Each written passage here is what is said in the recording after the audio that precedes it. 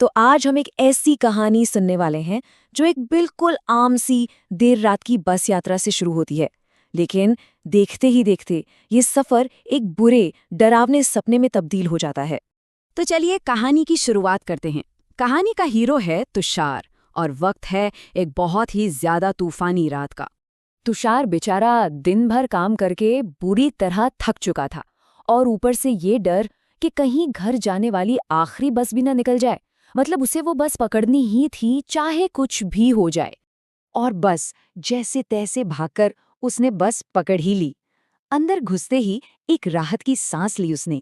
अपनी रोज वाली वो खिड़की के पास की सीट पर जाकर बैठ गया और तभी उसने देखा कि अरे, बस तो एकदम खाली है।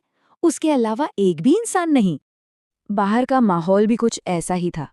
तेज बारिश, बिजली कड़क रही थी और ठंडी हवा, ऊपर से दिन भर की थकान। तो बस सीट पर बैठते ही तुषार की आंख लग गई।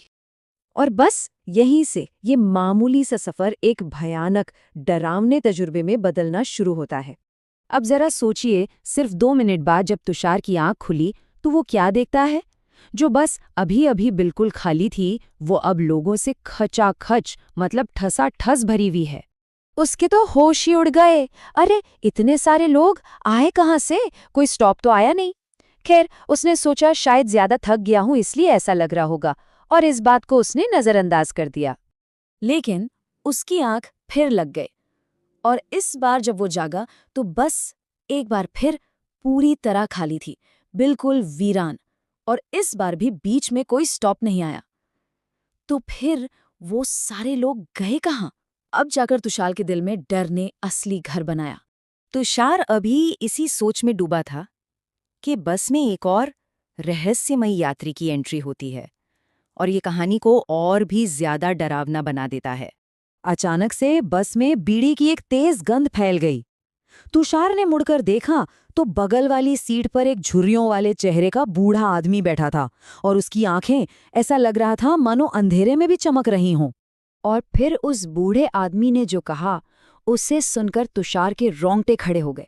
उसकी बात ने तुषार के डर पर पक्की मोहर लगा दी कि हाँ, इस बस में कुछ तो बहुत ही ज्यादा गड़बड़ है। उस बूढ़े आदमी ने तुषार को एक तरह से सीधी सीधी चेतावनी दी।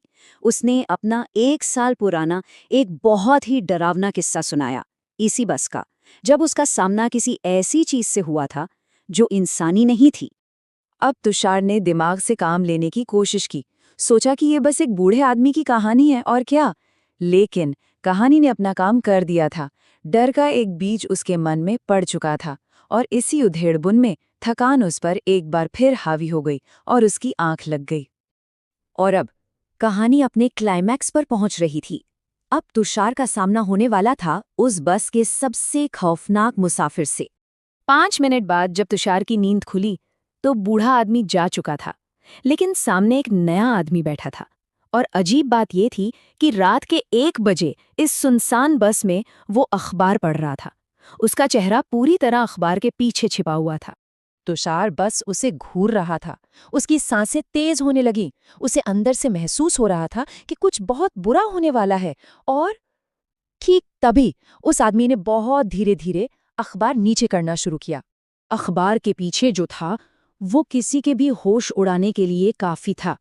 खून से लथपथ एक सिर जिसका एक हिस्सा बुरी तरह कुचला हुआ था, और आंखें ऐसी खाली थीं जैसे उनमें जान ही ना हो। तुषार की चीख निकल गई। लेकिन अगले ही पल जब तुषार ने डर से आंखें झपकाईं तो सब कुछ बदल चुका था।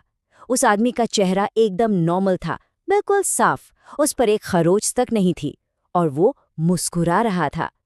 इस एक पल के लिए तो तुषार को लगा कि वो अपना दिमागी संतुलन खो रहा है।